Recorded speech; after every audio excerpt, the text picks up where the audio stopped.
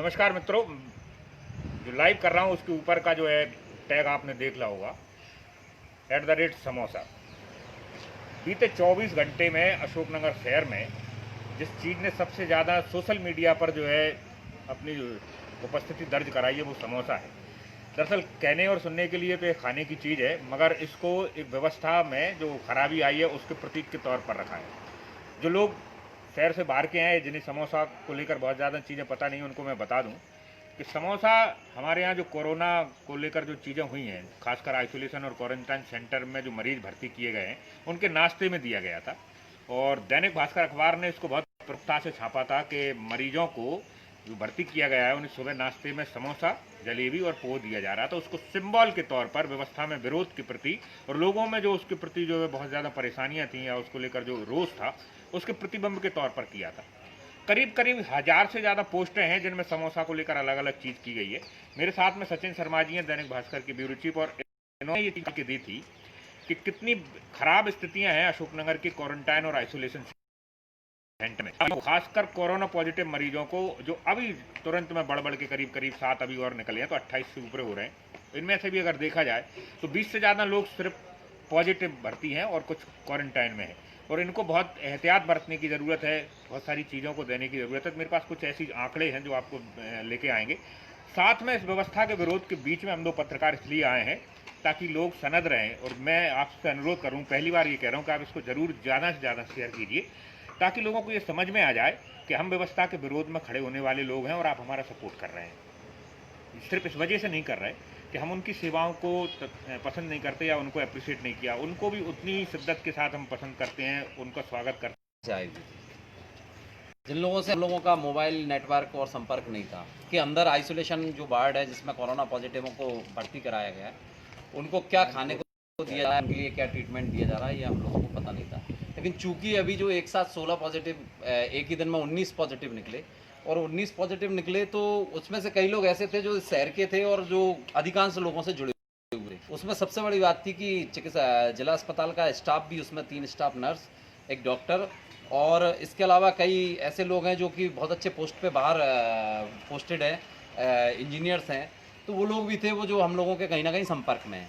तो first day जब वो आइसोलेट हुए और आइसोलेशन वार्ड की जो उन्होंने वहाँ पे स्थिति देखी तो बड़ा मतलब उनको वेदना हुई, और उस वेदना के बीच में जब हम लोगों ने उनको सिंपैथी के लिए जब हमने फ़ोन किया तो उन्होंने कोरोना संक्रमण से होने वाली परेशानियों को ना बताते हुए सबसे पहले वहाँ की व्यवस्थाओं के बारे में बताया। तो हमारा भी दायित्व बनता था, हमने उनसे पूछा कि सुबह नाश्ते में क्या मिला, तो सीधा वहाँ से जो जवाब मिला वो जवाब सुनने के बाद मैं कुछ हतप्रभ रह गया। तो मैंने जो खबर अपनी प्रकाशित की उस खबर के अंदर में ही मैं वो समोसा लेके आया था कि समोसा जो कांड है वो क्या है। आप लोगों को भी आश्चर्य होगा कि मैदा, आलू और ना जाने मार्केट में कौन से तेल में तला हुआ एक समोसा कोरोना पॉजिटिव संक्रमित लोगों के लिए परोसा जा रहा है। जब कल ये खबर प्रकाशित होकर शहर में अखबार में आई तो इसके बाद में लगातार ये समोसा कांड चला, और कल सोशल मीडिया पे लगातार लोगों के व्यंग आते रहे। कई व्यंग जो मैं आपको बताना चाह रहा हूँ इस टाइप के व्यंग थे कि लोग उसमें ये बोल रहे थे कि अशोकनगर के स्वास्थ्य विभाग ने कोरोना की दवाई खोजी, अशोकनगर में समोसा खाइए और कोरोना से मुक्त हो जाइए। इस तरीके के कई बहुत सारे व्यंग आए। मैं एक व्यंग बता रहा हूँ, मैं लगातार उसको पढ़ता रहा, और सबसे बड़ी लोगों के अंदर आक्रोश भी बहुत था इस बात को लेकर। इसमें कहीं ना कहीं लोगों ने ये बताया कि 2500 रुपये के आसपास एक संक्रमित मरीज की डाइट आती है, ऐसा लोगों का कहना था। मैं भी कंफर्म नहीं हूँ अभी खासकर उसके लिए, क्योंकि जब तक मेरे पास प्रूफ नहीं होगा, लेकिन 2500 रुपये डाइट का बताया। और जबकि वहाँ जो मैंने जो पॉजिटिव मरीज हैं जो भर्ती हैं उनसे जब मैंने बात करी तो उन्होंने बताया कि सुबह एक समोसा, थोड़ा सा नमकीन और 2 जलेबी के पीस आए, और इसके अलावा उनको एक चाय का एक छोटा सा वो आया। दोपहर को एक लंच पैक आया, और शाम को एक चाय के बाद में फिर कोई भोजन का आया। बीच में एक काढ़ा दिया गया। इन 22-24 घंटों में कोई भी डॉक्टर ने उनको प्रथम दिन नहीं देखा। हालांकि कल जब खबर छपी तो उसके बाद व्यवस्थाओं में बदलाव हुआ। चाय सुबह कल नाश्ते में पोहा भी था, पोहा के साथ में केला था, हल्दी मिला दूध था, और लगातार दोपहर के समय भी उनको कुछ एनर्जेटिक चीज़ें दी गई, काढ़ा बार बार दिया गया, शाम को भी उनको दूध दिया गया। और सबसे बड़ी बात की जो कोरोना जो भर्ती हैं, जो अस्पताल के अंदर भर्ती थे, वार्ड में भर्ती थे, उनके लिए पानी की क्या व्यवस्था थी। जेट से सीधा पानी उनकी टंकियों में सत्येंद्र जी का फ़ोन है और आपको पता है कि इस समय 7 मरीज निकले और सबसे बड़ा एक मरीज है वो जो आप दिखाइए लोकेशन, ये हमारे सत्येंद्र जी का घर है और उनके ऊपर जस्ट निकला हुआ है, तो थोड़ा सा डर और भय फ़ोन में भी आ रहा है। तो अब अगली आपको जो देखिए, आवाज़ है वो अभी सचिन जी बता रहे थे समोसा, मुद्दा ये है कि क्या समोसा दिया जा सकता? समोसा बिल्कुल नहीं दिया जा सकता। मैंने एक रिपोर्ट निकाली है, जब कोरोना से संबंधित चीज़ें हुई तो उनके बहुत सारे प्रोटोकॉल बनाए थे, और उस प्रोटोकॉल में डाइटिशियन को लेकर या पौष्टिक आहार को लेकर भी एक मतलब पूरा प्रोटोकॉल बनाया है। सभी इलाकों में खासकर राज्य स्तर पर एक डाइटिशियन कमेटी तय की गई थी, और उस कमेटी ने अनुशंसाएं की हैं कि आप किस तरह का उनका भोजन देंगे, किस तरह का फूड चार्ट होगा। समोसा उसमें कहीं नहीं है। तो जो व्यंग सचिन बता रहे हैं की गया है वो बहुत सही है, क्योंकि आप समोसा नहीं दे सकते थे, इसके बाद भी आपने समोसा दिया, ये एक अलग लापरवाही है। और मैं फिर बार बार ये कह रहा हूँ, जो या नर्स या दूसरे लोग जो काम कर रहे हैं उनके प्रति हमारी श्रद्धा अभी भी बनी है। वो खुद कोरोना के मरीज हो चुके हैं, खुद पॉजिटिव हो चुके हैं और संघर्ष में है।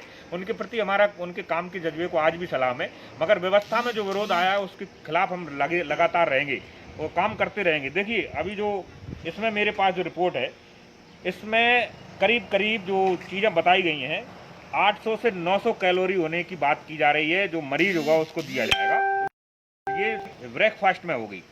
जो पूरा का पूरा चार्ट है उसमें जो दिया गया है, उसमें कार्बोहाइड्रेट के लिए, फाइबर, प्रोटीन, इन सब चीज़ों के लिए अलग अलग दिया है, जिसमें पनीर का मामला है, अरहर की दाल दी जा सकती है और सोयाबीन दी जा सकती है। इसके अलावा इसमें राजमा है, गाजर की सब्जी है। फास्ट को लेकर इसमें क्लियर ये दिया है कि जो मरीज डायबिटिक नहीं है उन्हें छोड़कर सबको ब्रेड, मक्खन, दलिया, उपमा या पोहा दिया जाना चाहिए, और ज़रूरत पड़ने पर उबला अंडा भी दिया जा सकता है, क्योंकि सिर्फ और सिर्फ नाश्ते की बात हो रही है, इसमें समोसा कहीं नहीं है। तो बहुत सारी चीज़ें इस मामले में सामने आई हैं, और बड़ा सवाल ये भी खड़ा किया गया है कि क्या इस पूरी व्यवस्था को लेकर जो चीज़ें जुटाई गई हैं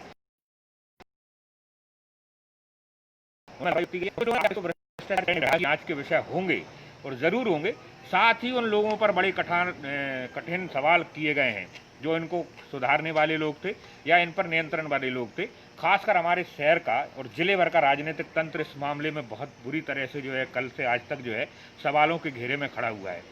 सचिन की खबर के बाद में एक बड़ी चीज़ जो अपडेट आया था कि इन्होंने ये बात उठाई थी कि पानी बहुत ख़राब आ रहा था, तो शायद आपको जानकारी हो, आज आपने पढ़ भी ली होगा, इनकी खबर के तुरंत बाद 2 वाटर कूलर वहाँ लगा दिए गए थे, और जिन लोगों को व्यवस्थाएं दी थी, देखिए मैं आपको उसके कारण भी बता दूं, शायद कुछ डॉक्टर मेरे से असहमत हो जाएं, मगर मेरा उद्देश्य उनको हर्ट करना नहीं है। मेरा उद्देश्य है इस शहर के बारे में बात करना, क्योंकि ये लोग काम कर रहे हैं, मगर अगले कुछ दिन हमारे लिए बहुत ख़राब होने वाले हैं।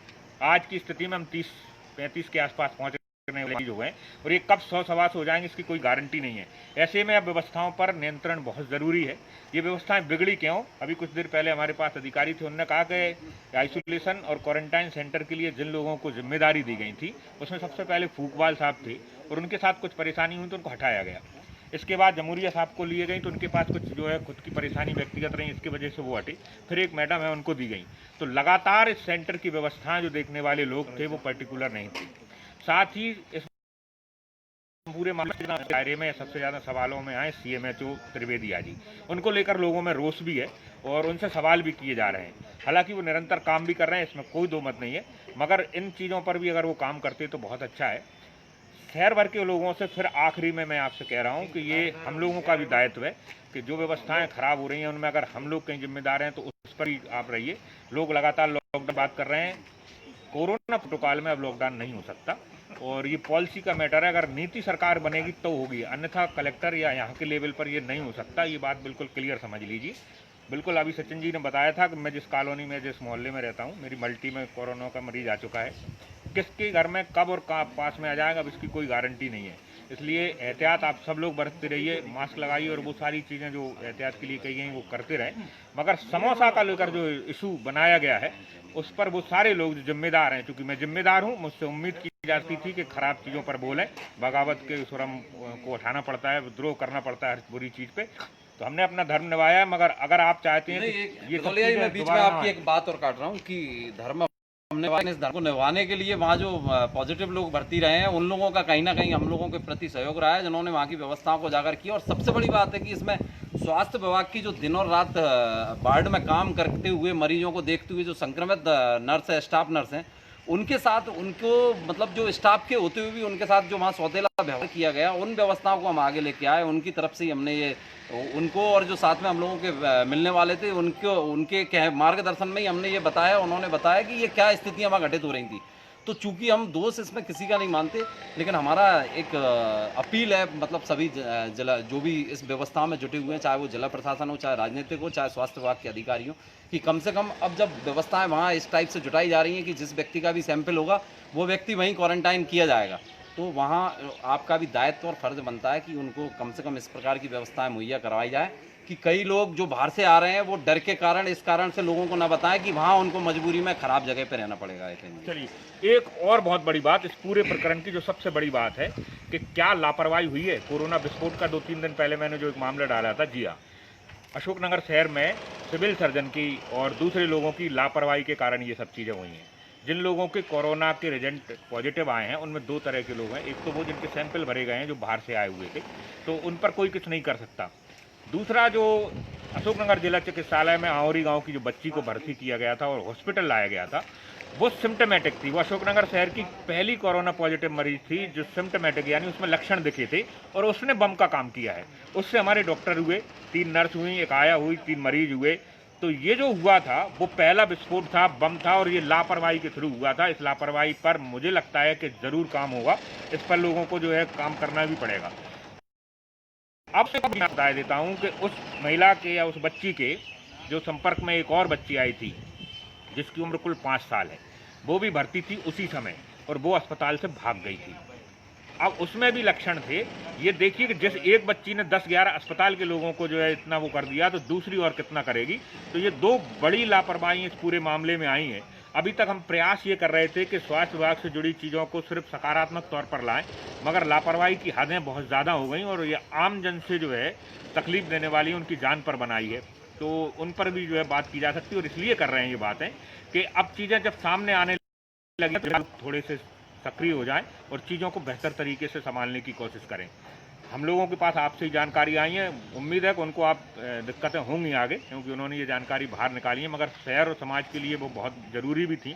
इसलिए सब चीज़ें आगे भी होती रहेंगी, हम भी बीच में आपके साथ में आते रहेंगे। नमस्कार।